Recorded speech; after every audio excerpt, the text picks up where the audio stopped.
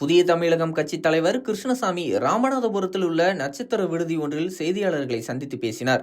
அப்போது பேசிய அவர், தமிழகத்தில் நடைபெறும் சாதிய ஆணவ படுகொலைக்கு எதிராக இதுவரை மத்திய அரசு எந்தவிதமான கண்டன அறிக்கையும் வெளியிடாமல் மௌனம் காத்து வருகிறது. இந்துக்கள் மதம் மாறினால் உடனடியாக கண்டிக்கும் மத்திய அரசு ஆணவ படுகொலைக்கு வாயில் பேஸ்ட் போட்டு ஒட்டியுள்ளதா என ஆவேசமாக கேள்வி எழுப்பினார். நெல்லையில் நடந்த கவின்குமார் ஆணவ படுகொலைக்கு ஆதரவாக பேசி வருபவர்களையும் கைது செய்ய வேண்டும் என கேட்டுக்கொண்டார். சாதி ஆணவ படுகொலைக்கு எதிராக தனிச்சட்டம் கொண்டு வருவதாக திமுக தனது தேர்தல் வாக்குறுதியில் தெரிவித்திருந்த நிலையில் இதுவரை அதற்கான எந்த நடவடிக்கையும் எடுக்கவில்லை. திமுக அதிமுகவும் அவர்கள் கொள்கை நிலைப்பாட்டிலிருந்து மாறி வெகுகாலம் ஆகிவிட்டதாகவும், ஆணவ படுகொலைக்கு இதுவரை அதிமுக எந்தவித கண்டனமும் வெளியிடாதது ஏன் என கேள்வி எழுப்பினார். தொடர்ந்து பேசியவர், ராமநாதபுரம் நகர் பகுதியில் புதிதாக கட்டப்பட்டுள்ள புதிய பேருந்து நிலையத்தில் உள்ள கடைகள் ஒதுக்கீடு செய்ததில் ராமநாதபுரம் சட்டமன்ற உறுப்பினர் காதர் பாஷா முத்துராமலிங்கம் சாதிய ரீதியாக குறிப்பிட்ட ஒரு சமூக மக்களுக்கு மட்டும் கடைகளை ஒதுக்கியுள்ளார். இதுகுறித்து உடனடியாக மாவட்ட நிர்வாகம் நடவடிக்கை எடுத்து அனைத்து சமுதாய மக்களுக்கும் சமமாக கடைகளை வழங்க நடவடிக்கை எடுக்க வேண்டும். தவறும் பட்சத்தில் இன்னும் 15 நாட்களில் இது தொடர்பாக புதிய தமிழகம் கட்சி ஆர்ப்பாட்டம் ஒன்றை ராமநாதபுரத்தில் நடத்த உள்ளது என கிருஷ்ணசாமி தெரிவித்தார். ஜூலை மாதம் 27ஆம் தேதி அன்று தூத்துக்குடி மாவட்டம் ஆறுமுகமங்கலத்தை சேர்ந்த 27 வயது நிரம்பிய மென்பொறியாளர் பட்டப்பகலிலே மிளகாய்பொடி தூவி கொலை செய்யப்பட்டார்.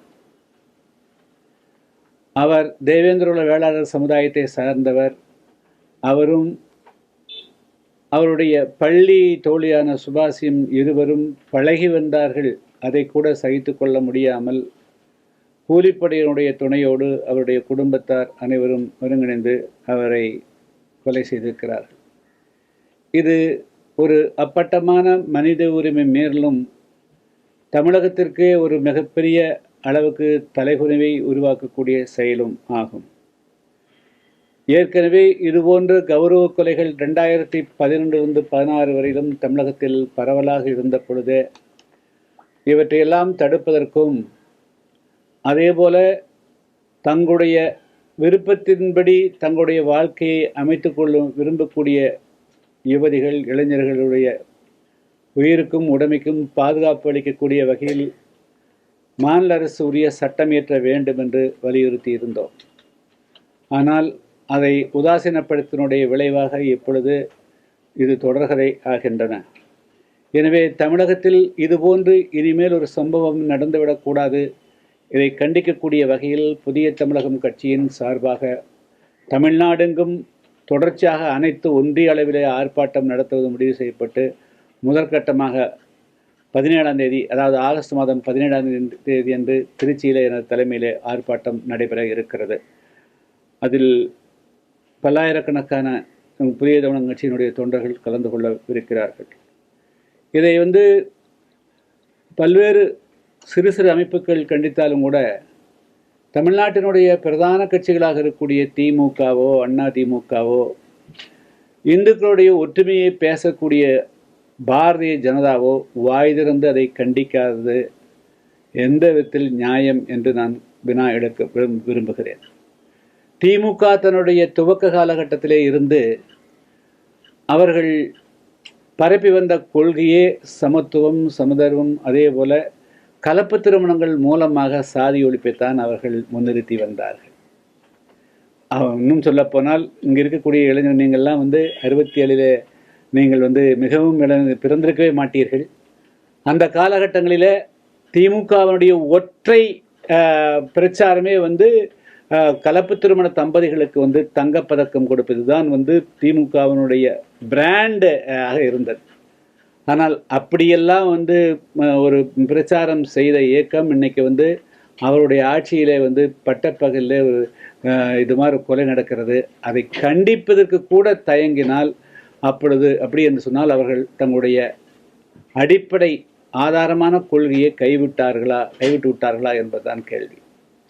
அது எதிர்கட்சியாகக்கூடிய அதிமுக, நீங்கள் ஆட்சி ஆளுங்கட்சியில் எதிர்கட்சியாக அதிமுக எடப்பாடி பழனிசாமி அவர்கள் எல்லாவற்றுக்கும் அறிக்கை கொடுக்கக்கூடியவர். ஏன் இந்த சம்பவத்தை கண்டிக்கவில்லை என்று தெரியவில்லை. அடுத்து திராவிட கட்சிகள் தோற்று போய்விட்டன, தமிழ் இயக்கங்கள் தோற்று போய்விட்டது, நாங்கள் வந்து இந்துக்களை எல்லாம் ஒன்றுபடுத்துகிறோம் என்று சொல்லக்கூடிய ஆர்எஸ்எஸ்ஸோ இந்து முன்னணியோ அல்லது அதனுடைய அரசியல் வடிவமாக இருக்கக்கூடிய பாரதிய ஜனதா கட்சி தேசிய அளவில் இது எவ்வளவு பெரிய அவமானத்தை உருவாக்கக்கூடியது, இந்துக்களுடைய ஒற்றுமையை சீர்குலைக்கக்கூடியது, ஒற்றுமையை தவிடுபடுத்தக்கூடியது.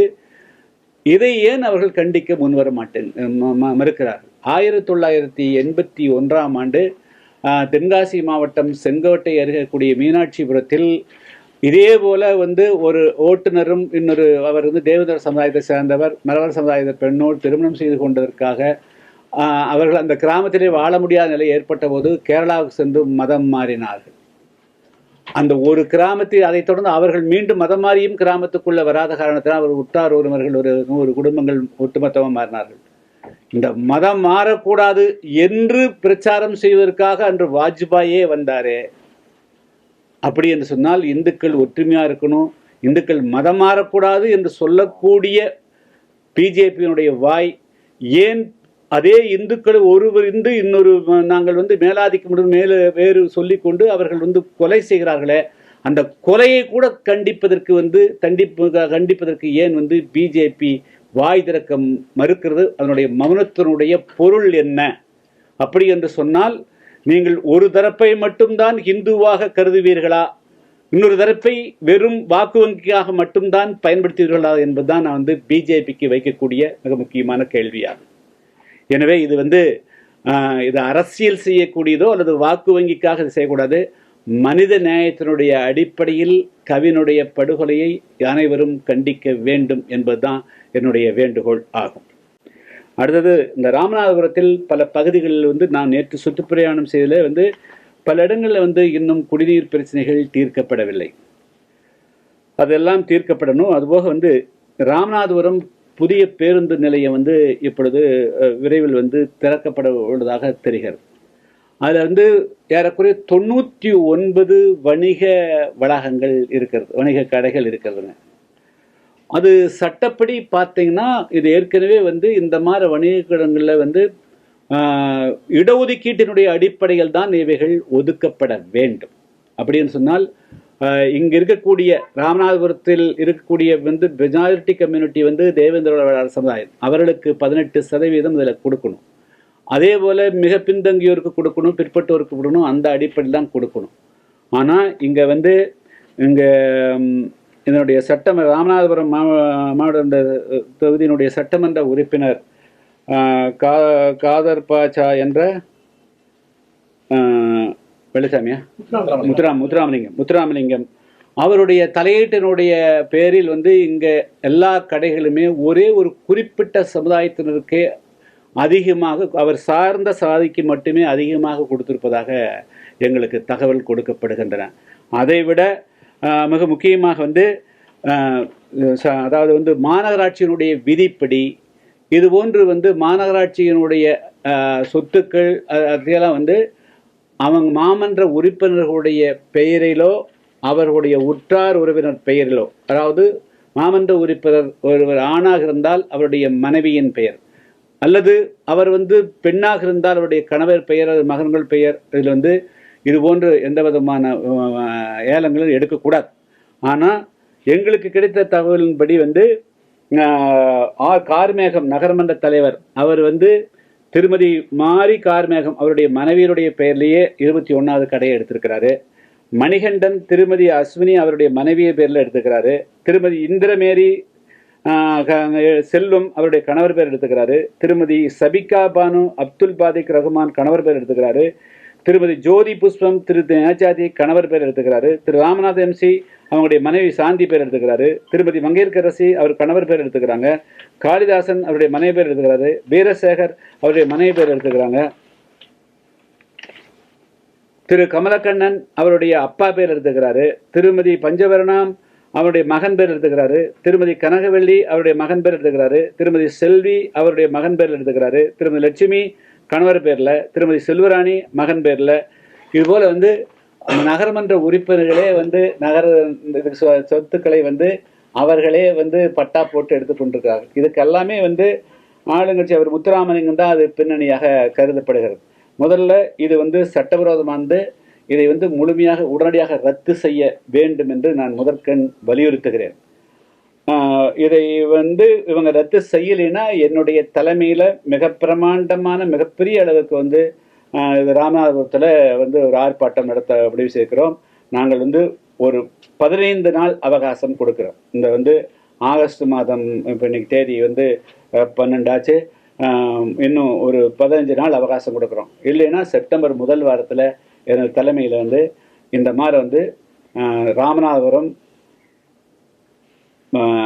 புதிய பேருந்து நிலையத்திற்குரிய வணிகடாங்களை சட்டவிரோதமாகவும் முறைகேடாகவும் ஆளுங்கட்சியினரும் ஒரு குறிப்பிட்ட பிரிவு சாதியை சார்ந்தவர்கள் மட்டுமே அபகரித்து கொண்டிருக்கூடியது. அதே போல நகர்மன்ற உறுப்பினர்களே அவருடைய கணவர், மனைவி, அப்பா, மகன்கள் பெயரில் அபகரித்திருப்பதை கண்டித்து வந்து அதை ரத்து செய்ய வலியுறுத்தி வந்து நாங்கள் எங்கள் தலைமையில் ஆர்ப்பாட்டம் செய்ய வேண்டிய சூழ்நிலை ஏற்படும்.